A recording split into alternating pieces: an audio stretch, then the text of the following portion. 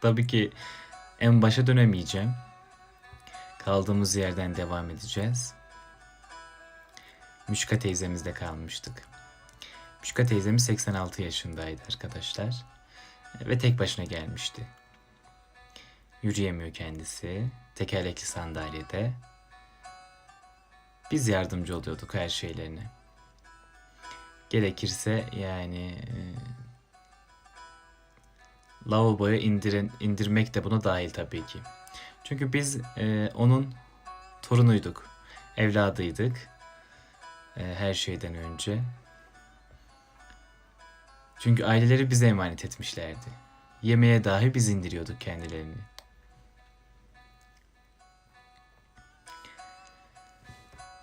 Şunu söylemeden edemeyeceğim. Yaşlı anne babanızı tek başına göndermeyin oralara, olur mu? Gerçekten.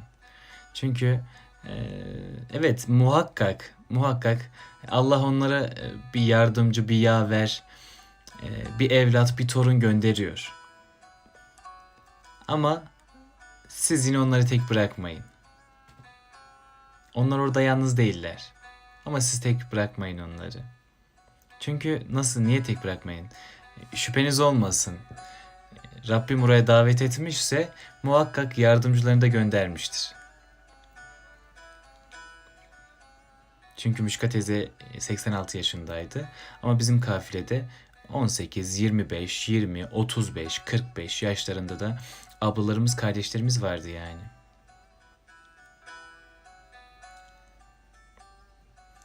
Sağ olsunlar, hepsi gelip yardım ediyordular yani. Yardım eden bulunur. Çünkü dediğim gibi Allah davet etmiş, o oraya uygun görülmüş, çağrılmış. Gerisi sadece yardımlaşmak olsun. Ama siz yine de tek göndermeyin. Niye biliyor musunuz? Çünkü Müşka teyze gibi utangaç, halini, arzını yani durumunu arz edemeyen binlerce yaşlarımız var. Müşka teyze çok utangaçtı. Konuşmazdı, hiç konuşmazdı. Her sabah günaydın derdim. Hayırlı sabahlar Müşka teyze, bir şeye ihtiyacın var mı? Yok, Allah razı olsun Fırat'cığım derdi. Ben onun dışında sesini duymazdım Müşka teyzenin. Mahcup, utangaç. Çünkü kendisini ayak bağı olarak görüyor. Ama o bizim aslında başımızın tacı. Belki de oradaki mükemmel yerleri birkaç yani normal şartlarda giremeyeceğiniz yerlere girme anahtarımdı benim. Tabi bunları buradan anlatmak rahat ama orada birebir yaşayınca bunları söylemek gerçekten çok etkileniyor insan yani. Ne biliyor musunuz? Mesela Kabe'ye elinizi sürmek tamam, çok zor bir şey değil ama bunun yaşında, bunun yanında yani her şeyden önce çok kalabalık. Bazı şeyleri aşa giriyorsunuz oraya. Ama ben Müşka teyze sayesinde bize herkes yollarını açtı. Kabe'ye elimizi rahatlıkla sürdük. Müşka teyze, düşünün ki 2017 umresinde giriş sadece bir yerdeydi. Bir yerden girince tavafınızı ettikten sonra bir daha tekrar orayı dolaşıp aynı yerden çıkmanız gerekiyor. Bu devasa yorucu bir şey. Müşka teyze zaten yürüyemiyor. Tekerlekli sandalyeye de Kabe'nin etrafına giremiyoruz. Biz Müşka teyzeyi sadece Kabe elini sürdüreceğiz. Çünkü tavafını falan her şeyini biz uzaktan yaptırdık. Nasıl bir şey biliyor musunuz? Rabbim nasip ediyor. Kabe'ye giriyorsunuz ama elinizi süremiyorsunuz. Müşka teyze yaklaşık 10 gün boyunca yandı, kavruldu ama hiçbirimize ben elimi Kabe'ye sürmek istiyorum diyemedi. Çünkü mahcup. Çünkü ayak bağı olarak görüyor kendisini.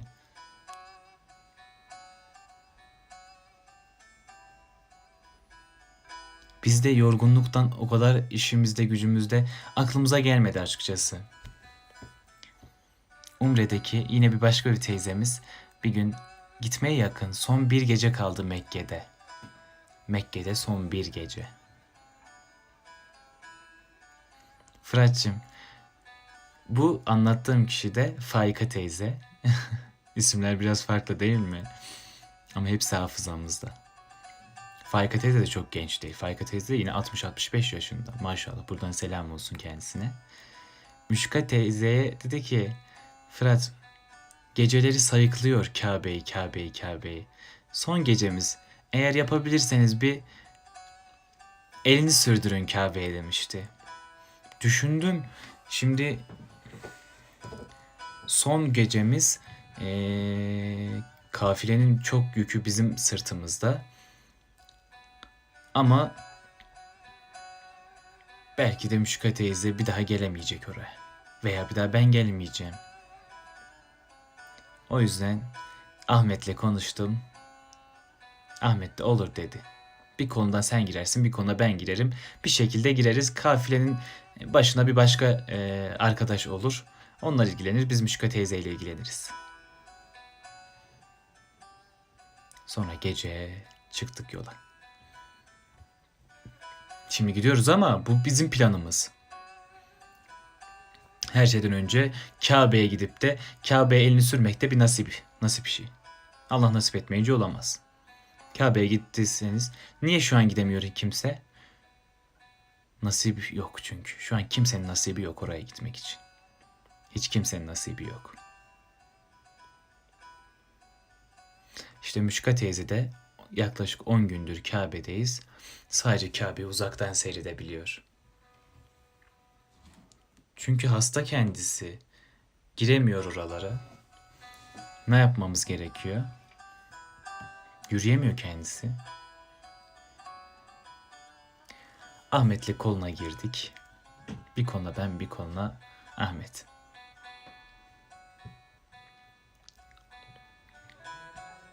Gidiyoruz ama korkuyoruz. Ne konuda korkuyoruz? Polisler çok sertler. Her şey yapabilirler yani. Oradan bizi geri çevirebilirler. Biz gözümüz döndü, yani gireceğiz. Girdik. Polis bizi görmedi. Biz polisten sıyrıldık gittik. Zaten sağ olsunlar 70, yani nasıl diyeyim, abartıyorum çünkü bu şeyde. Müşte teyzem hoş geldin bu arada. 1001 ırktan insan var arkadaşlar. 1001 ırktan.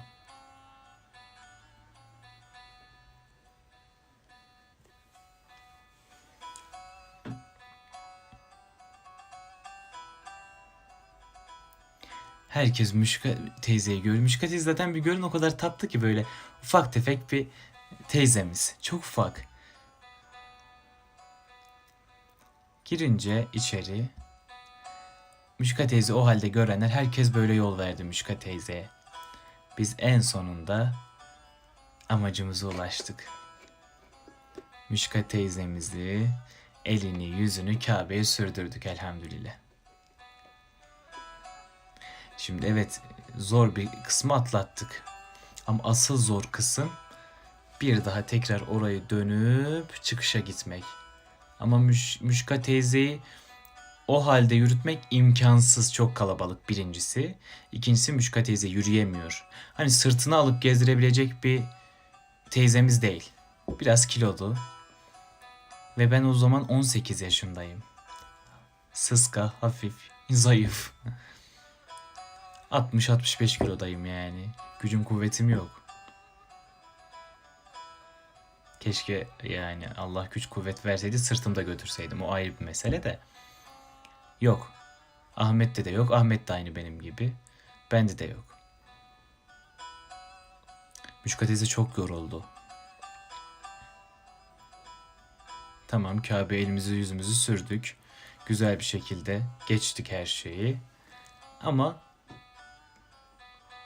geriye kaldı tekrardan çıkışa gidip Müşka teyzeyi otel odasına bırakıp dinlenmeye çekilmesi. Son gecemiz zaten. Ertesi sabah Medine'ye doğru ilerleyeceğiz. Tekrar biz öyle geldiğimiz yola doğru usul usul gidiyoruz. Polis çıktı karşımıza. Buradan geçemezsiniz dedi. Kapalı. Hani bir şekilde anlatmaya çalışıyoruz. Müşka teyzenin yürüyemiyor olduğunu göstermeye çalışıyoruz. Ama polis Nuh diyor, peygamber demiyor. Çok katı kuralları var. Maalesef. O kadar çaresiz kaldık ki arkadaşlar. Ne yapacağımızı bilemedik.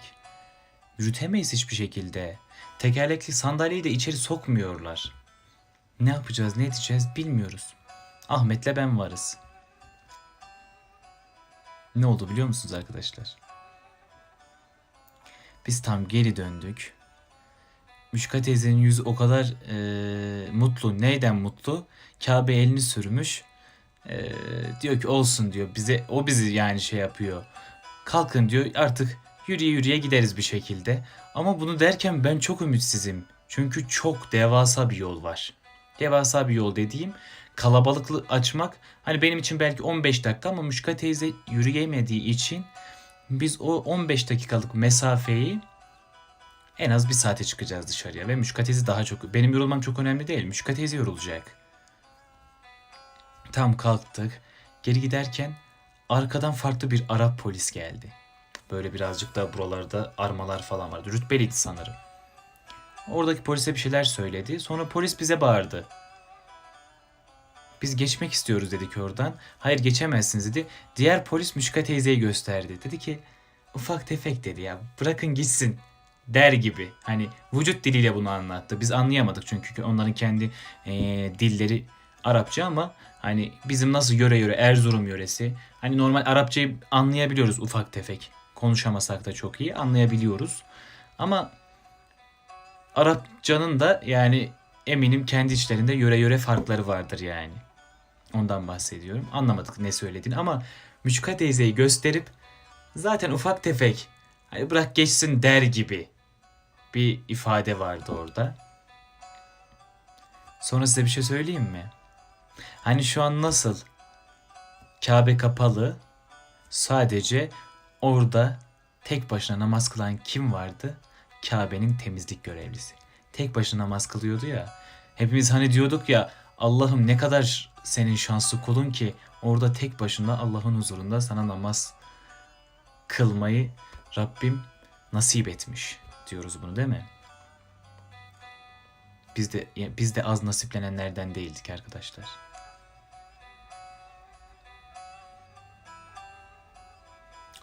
O yoldan size yemin ediyorum sadece orada o kadar insanlar vardı. Belki 10 binler, 20 binler, 30 bin insan var yani orada. Çok kalabalık. O kalabalıktan sadece biz geçtik. Müşka teyzenin sayesinde.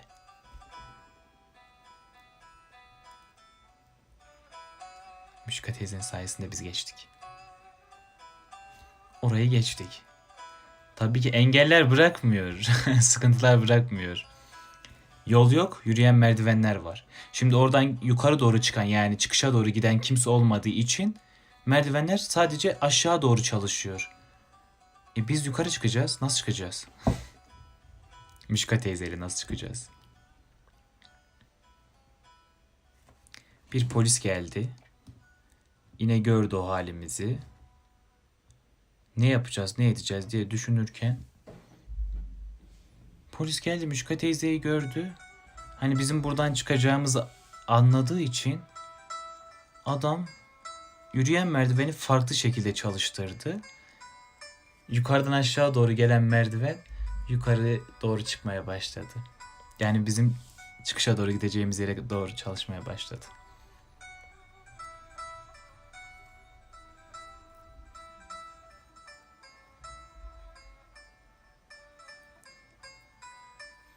Öyle.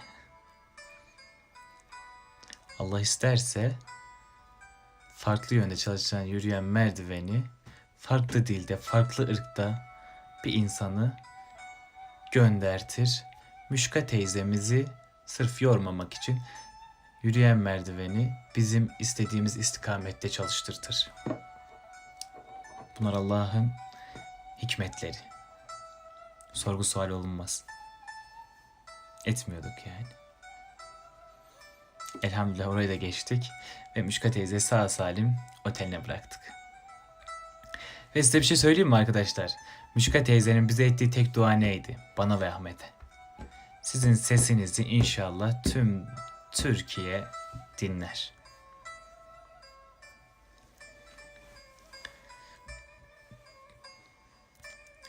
Saf kalp, temiz bir niyet ve içtenlikle edilen bir dua. Ve dua ettiğin mekanda Kabe-i Muazzama'nın yanı başı. Kabul edilmeme gibi bir ihtimal yok.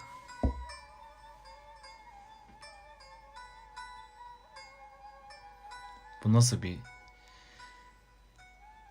dua ki biz şu an bu konumdayız. O zaman dediğim gibi temiz bir kalbin ettiği dua sayesinde biz şu an buralardayız. Elhamdülillah.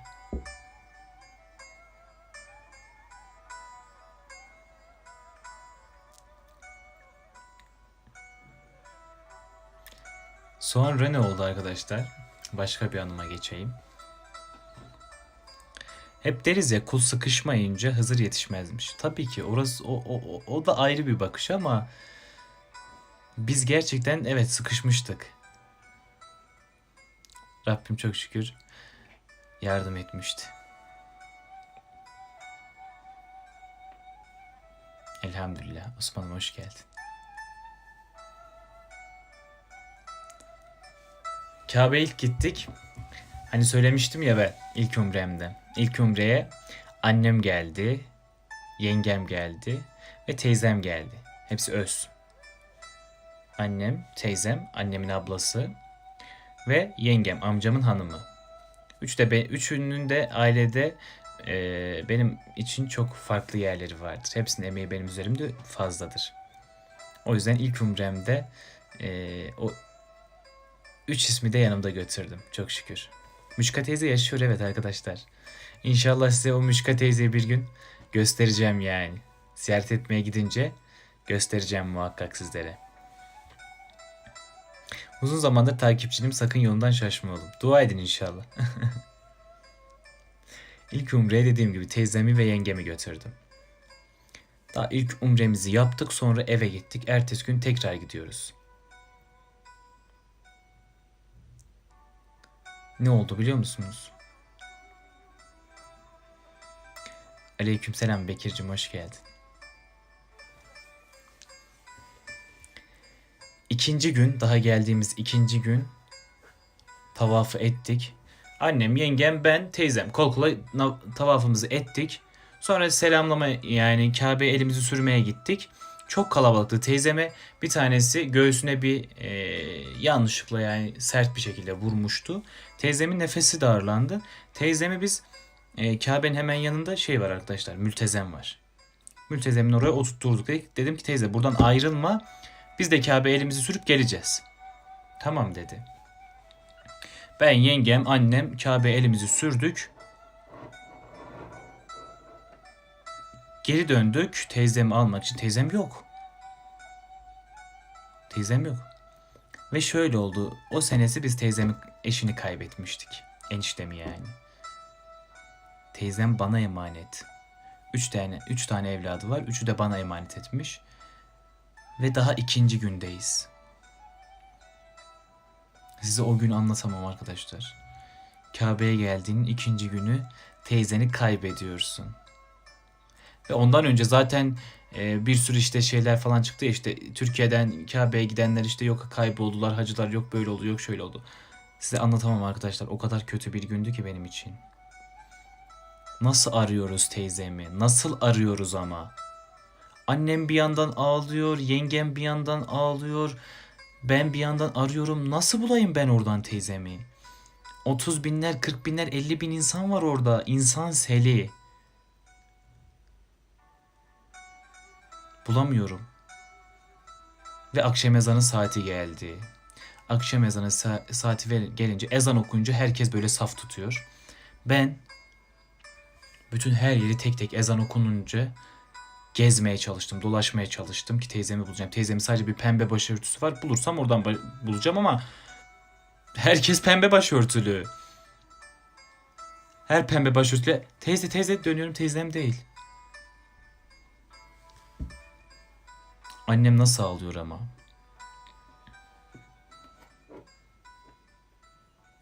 Başladım ben de ağlamaya. Ahmet'le arıyoruz bir de. Ahmet beni teskin etmeye çalışıyor ama hiç duymuyorum kimseyi. Bunu bir Ahmet'le de olursa anlatırım. Telefon falan yok. Hiçbirinin telefonu getirmedim. Telefon falan hiçbir şey yok. Zaten en büyük hatayı orada yaptım. Ahmet'le arıyoruz. Ahmet beni teskin etmeye çalışıyor ama hiç dinlemiyorum Ahmet'i. O kadar sinir yani öfke vermiş bana. Hüngür hüngür ağlıyorum. Kabe'nin etrafında herkes bana bakıyor yani öyle ağlıyorum. Çünkü annem bir yandan bastırdı, yengem bir yanda bastırdı. Bulamıyorum ve Kabe'de ikinci günümüzde hani 5-6 gün olsa diyeceğim ki tamam teyzem çok akıllı bir kadındır. Kaybolsa dahi otelin yolunu dahi bulabilecek zekada bir insandır. Annem kaybolsa tamamen ümidi keserim yani. Annem çünkü hiç bizsiz hiçbir yere gitmez yani. Ama teyzem o konuda iyidir yani. Ama daha ikinci gündeyiz. İkinci gün olduğu için çok korktum. Bulamaz çünkü oteli de bulamaz. Hiçbir şekilde geri gelemez ve çok kalabalık. Çünkü daha biz de tam otelin yerlerini bilmiyoruz yani. Tek akıl edeceği şey bir yaka kartı var arkadaşlar. O yaka kartını düzgün kullanabilirse hani oradan bir Türk geçecek. Türk'ten otelin numarasını arattıracak. Otelin numarasını da o şekilde bulacak ama bunu teyzem akıl eder mi? Eder ama o anki psikolojide beni diye düşünün yani.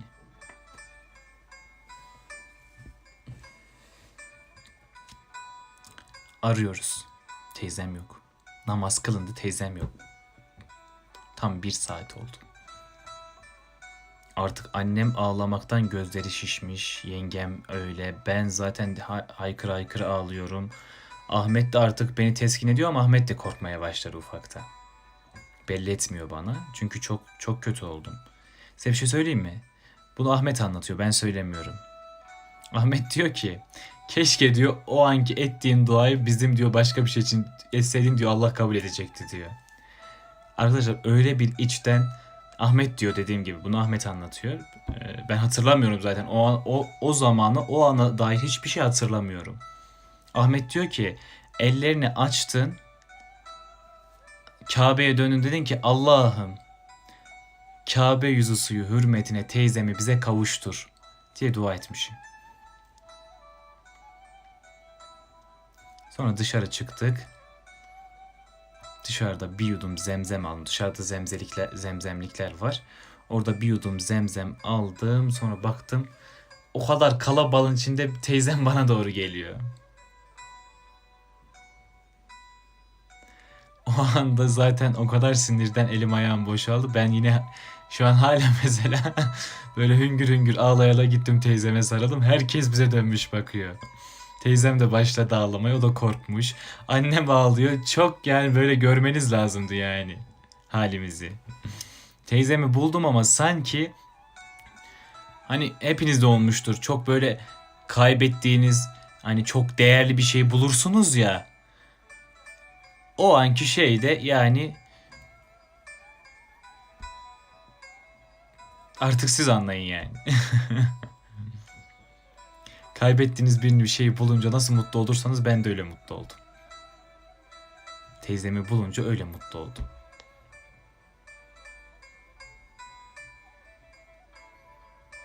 Çok şükür. Ondan sonra nasıldı biliyor musunuz? Artık böyle iple bağlıyordum üçünü. Zaten yengem de çok zekidir. Teyzem de çok zekidir. Yine annem aralarında böyle çok yani şey değildir. Hareketli değildir. Onlar daha böyle aktiftirler. Annem daha pasiftir. O yüzden annem hep onlara emanet ederdim. Yine bir gün de böyle annemi kaybetmişliğim var. Oradaki kaybetmek çok kötü arkadaşlar. Annemi de kaybettim. Yine aynı şeyleri yaşadım. Onu da böyle kısaca geçmek istiyorum. Biz sabahtan çıktık. Keşke orada olsam ben de kaybolsam. Öyle olmuyor işte. Öyle olmuyor arkadaşlar. Tek başına kaybolsa ben de diyorum kaybolayım ama arkada bıraktığınız bir şey varsa ona işte çok kötü oluyor. Ben de diyorum tek başıma gidip kaybolayım. Ama eğer benim geride bıraktığım annem varsa, ablam varsa, babam varsa onlara zulüm, ölüm oluyor. Bunu en iyi yayında Gülden abla varsa, Fatma abla varsa iyi bilirler yani ne halde olduklarımı. Hatta Osman da iyi bilir yani. Ben bütün sülalemi kaybetmişimdir orada. Babamı da yine kaybetmişliğim var. Annemi de kaybetmişliğim var. Teyzemi de kaybetmişliğim var. Çok zor. Çok zor yani Allah'ım kimseye vermesin o durumu. İnsan aklını yitirecek dereceye geliyor yani.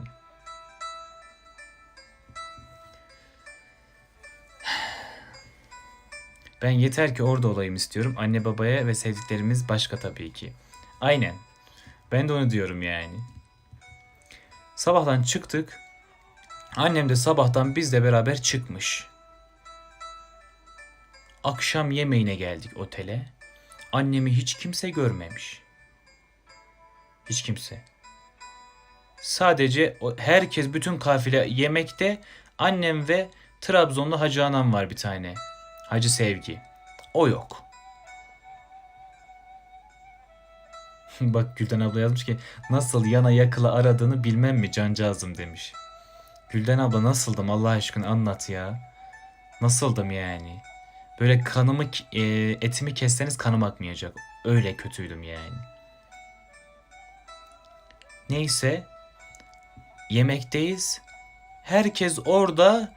Bir tek annem yok bir de o Trabzonlu Hacı Sevgi yok. Herkese soruyorum yok anneni hiç görmedik. Anneni yapmadı işte yok görmedik. Allah'ım yine benim karnım ağrı girmeye başladı. Gittim ta bizim Türk hacıların çıktığı bir kapı vardı o zaman. Orada böyle yüksek bir şey vardı merdiven vardı. Hani izci gibi oraya çıkıp oradan böyle etrafı görebiliyordum yani. Hatırlıyor musunuz Gülden abla? Gülden abla geldi, Fatma abla geldi.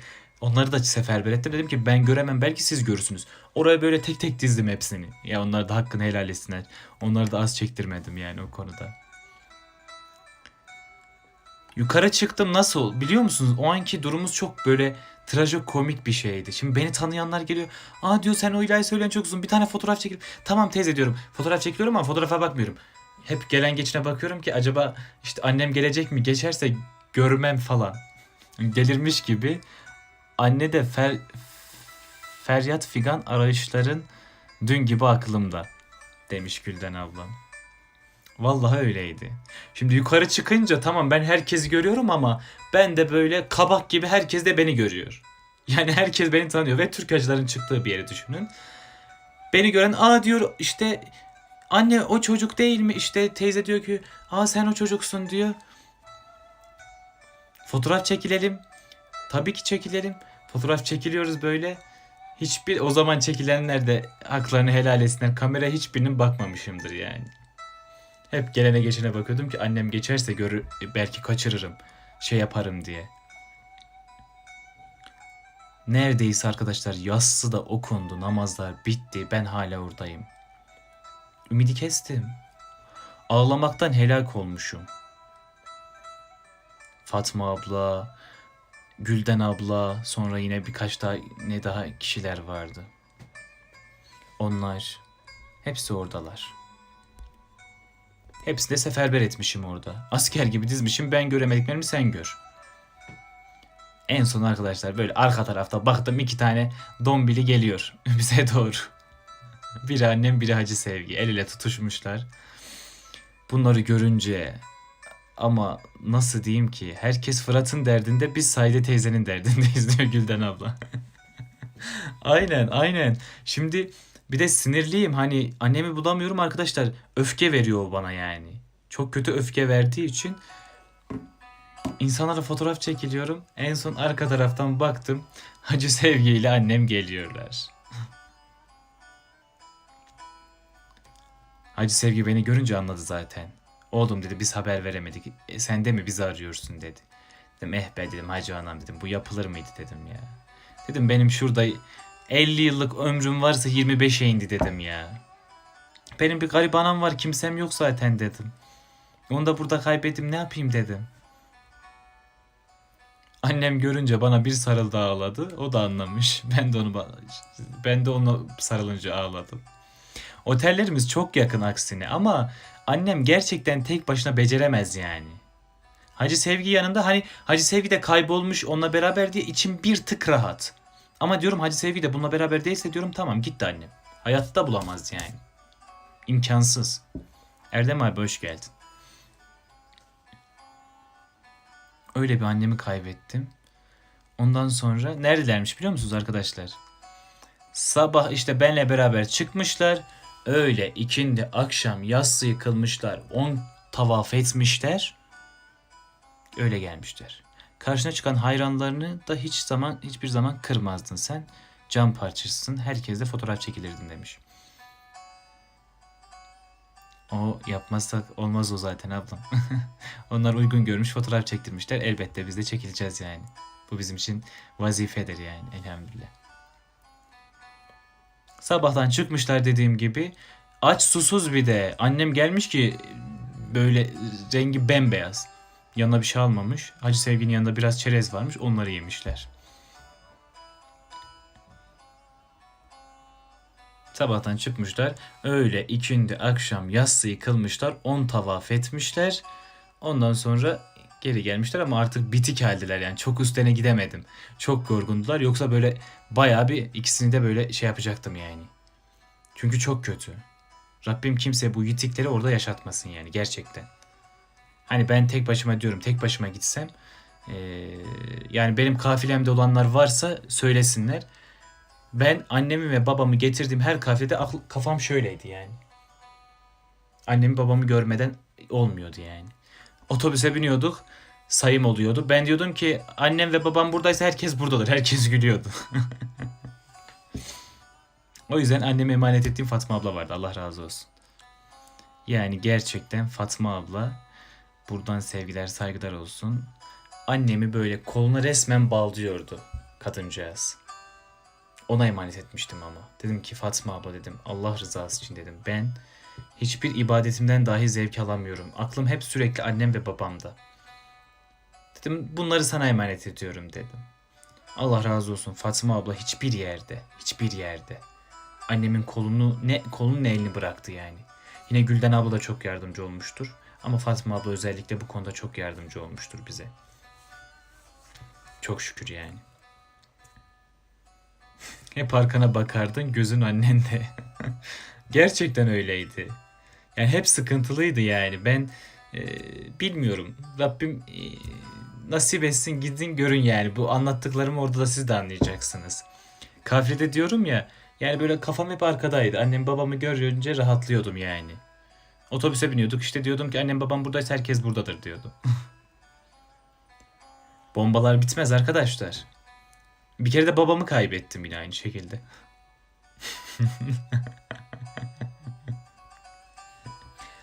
Babamı da kaybettim ama babamı ben bulmadım.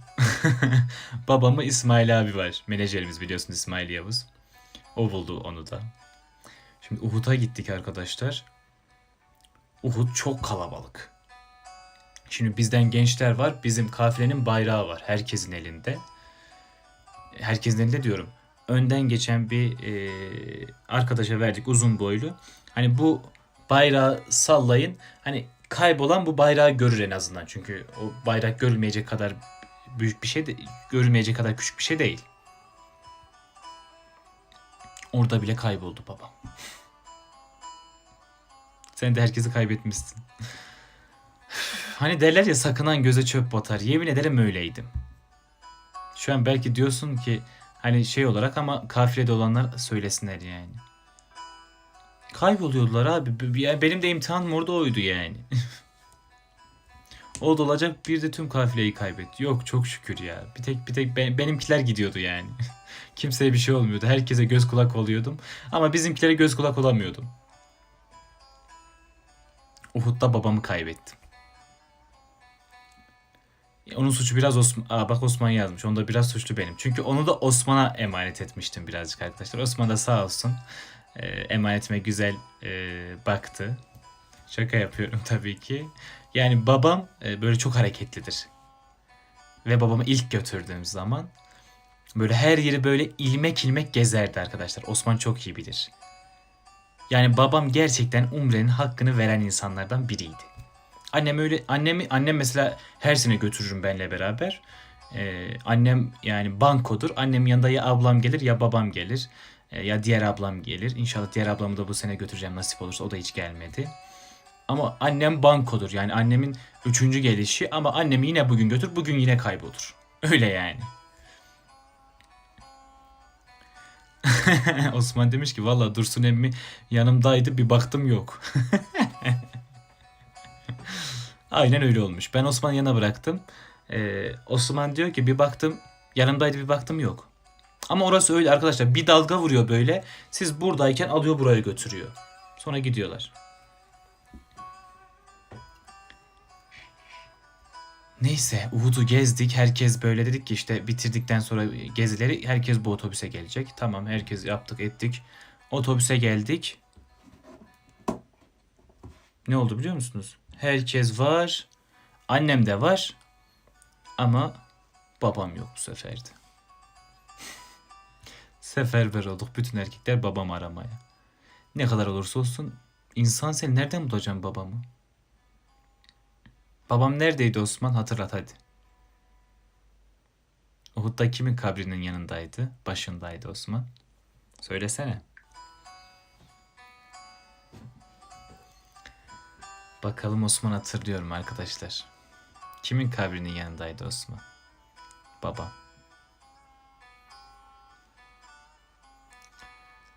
Sen hiç kayboldun. Yok arkadaşlar, ben kaybolmadım ya. Ama korkuyor insan orada. Tek başına kalınca korkuyor gerçekten. Yabancı çünkü. Yani kendinizi biraz düşünün. Tek başına kalınca korkuyorsunuz. Evet, Uhud'da Hazreti Hamza'nın kabrinin köşesinde bekliyordu. Biz bulamadık. Bizim İsmail abi anlatıyor bunu da, menajerimiz. İsmail abi diyor ki baktım arkası dönük Dursun amcaya benziyor. Gittim baktım Dursun amca, dedim Dursun amca beni görünce gözleri ışıklandı. Korkmuş babam da. Hani bakmış bakmış bizim o dalgalan bayrağı göremeyince korkmuş o da. Diyor beni görünce bir sarıldı bana. Diyor ki korkumdan diyor hiçbir şey yapamadım, durdum burada diyor. Hazreti Hamza'nın kabrinin başına dua etmeye başladım diyor. Fırat maşallah tüm kapıların nereye çıkacağını ezberlemişti diyor. Biz hep biz hep ezberledik ya, çok şükür elhamdülillah. Yani bizim için sıkıntı olmuyor hiçbir yerde. Ama tek başınıza olunca korkuyorsunuz arkadaşlar. Ne yönde korkuyorsunuz? Yabancı çünkü herkes.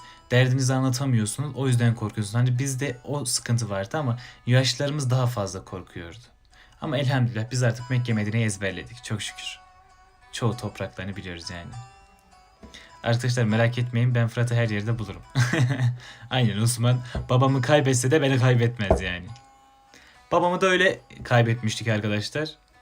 Sonra işte çok şükür ben bütün sülalemi kaybettim. Bir tek ablamı bu son götürdüm. Ablamı kaybetmedik. Ablam kaybolmaz zaten evelallah o. Öyle. Adem abi hoş geldin. Bayağı vakit geçmiş ha. 50 dakikadır konuşuyormuşum. Bu kaybolmalar bayağı dakika aldı. Ama güzeldi bence. Değil mi?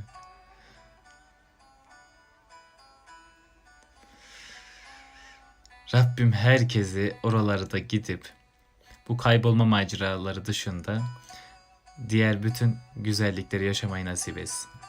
Ay şimdi çok korktum. Biz de gitsek kaybolur muyuz acaba? Arkadaşlar kaybolmak çok zor orada. Oradan kaybolmak çok zor. Bizimkiler zoru başarıyorlar zaten. Ben o yüzden baştan söylüyordum ya. Yani orada kaybolan hiç kimse yani bulunamaz diye bir kaydı yok. Muhakkak bulunur. Sakın bu yönden korkmayın. Yani bunları korkmanız için anlatmadım. Diyorum ya, kaybolanların meseleleri de bu şekilde yani. Hiç duydunuz mu oraya gidip de kaybolup gelemeyen? Çok zor bir ihtimal yani. O yüzden siz hiç korkunuz olmasın yani. Diyorum ya, sadece geride kalanlar birazcık böyle benim gibiler. Çok fazla şey yapıyorlar yani. Ne derler? düşünüyorduk, biz çok düşündüğümüz için yani şey oluyordu. Mesela Ahmet'in annesi de mesela sabahtan gidiyordu. Ahmet hiç şey yapmıyordu. Niye? Çünkü diyordu ki annem buraları çok iyi biliyor. Rahattı. Benim annem çok iyi bilmediği için e, o yüzden ben korkuyordum yani. Hadi biraz tavaflarınızı anlat. Kabe'ye dokunup hep birlikte Hicri İsmail'e namaz bile kılmıştık. Senin sayende demiş Gülden abla. Evet 10 dakikamız kaldı. O zaman birazcık da onlardan bahsedelim.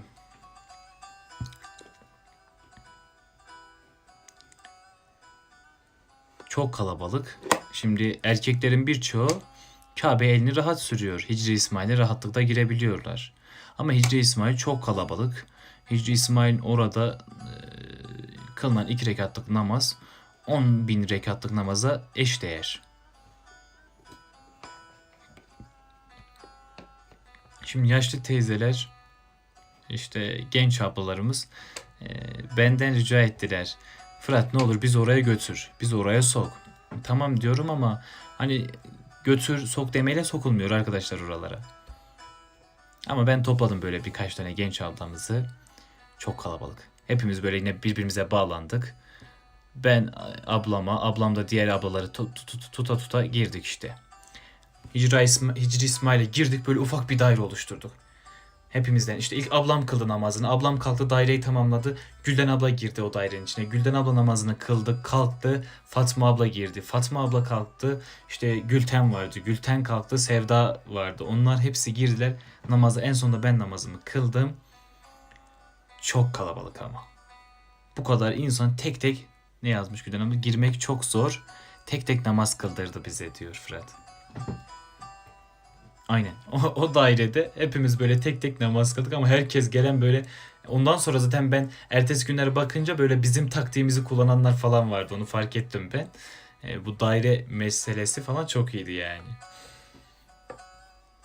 Daire yaptık çünkü çok kalabalık, anca bir insanın secde edebileceği yeri kadar biz böyle genişletebildik. Çünkü sürekli insan seri giren böyle çarpıyor işte bize de, hatta yabancılar bile girmeye çalıştı o dairenin içine namaz kılmak için.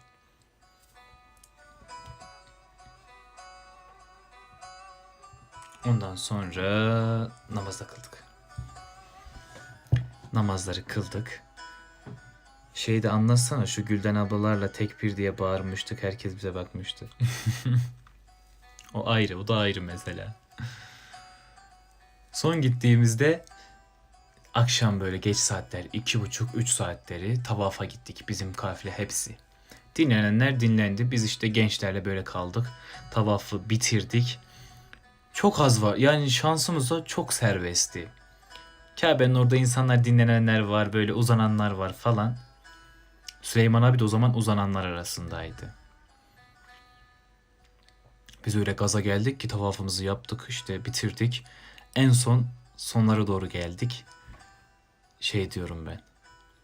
Tekbir diyorum, bizim kafile bağırıyor. Allahu Ekber. Tekbir diyorum, Allahu Ekber. Ama Kabe inliyor arkadaşlar. İsmail abi düşünün ki, yani İsmail abi böyle hafif uykulamış yani. Diyor ki bir kalktım diyor ama direkt uyanır uyanmaz şey yaptık dedim. Korktuk yani.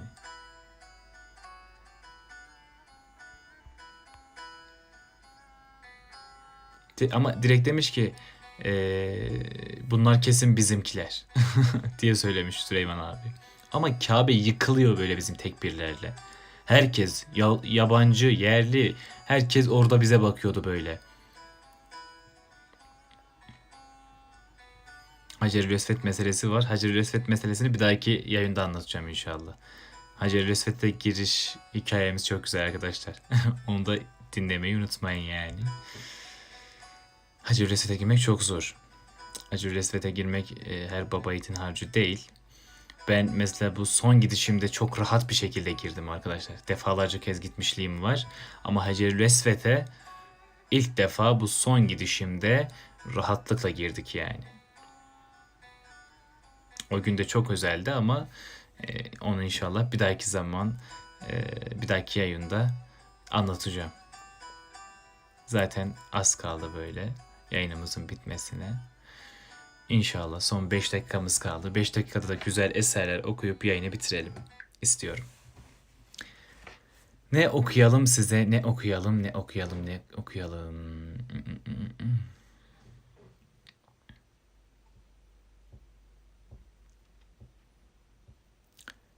Bu yayın bu yayınların arasını çok uzatma Fırat. Seni her gün anlat, her gün dinleriz. Çok özlüyoruz. Eyvallah, eyvallah. Doğru diyorsunuz.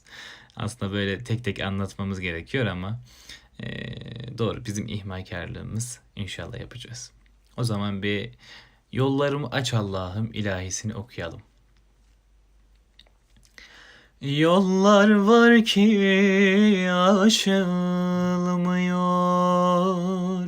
yüklerle dolaşılmıyor.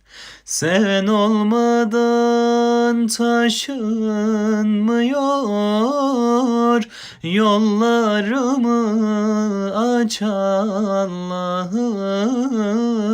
Sen olmadan taşınmıyor, yollarımı aç Allah'ım. Yüküm ağır, yolum uzun, yol yürümek benim yazım. Hem öksüzüm hem yalnızım, yollarımı aç Allah'ım. Hem öksüzüm hem yalnızım, yollarımı aç Allah'ım. Yollar var her yanı tuzak, yollar var kapıma uzak. Diyorlar ki geçmek yasak, yollarımı aç Allah'ım. Diyorlar ki geçmek yasak, yollarımı aç Allah'ım. Yüküm ağır, yolum uzun, yol yürümek benim yazım. Hem öksüzüm hem yalnızım, yollarımı aç Allah'ım. Hem öksüzüm hem yalnızım, yollarımı aç Allah'ım. Diyelim.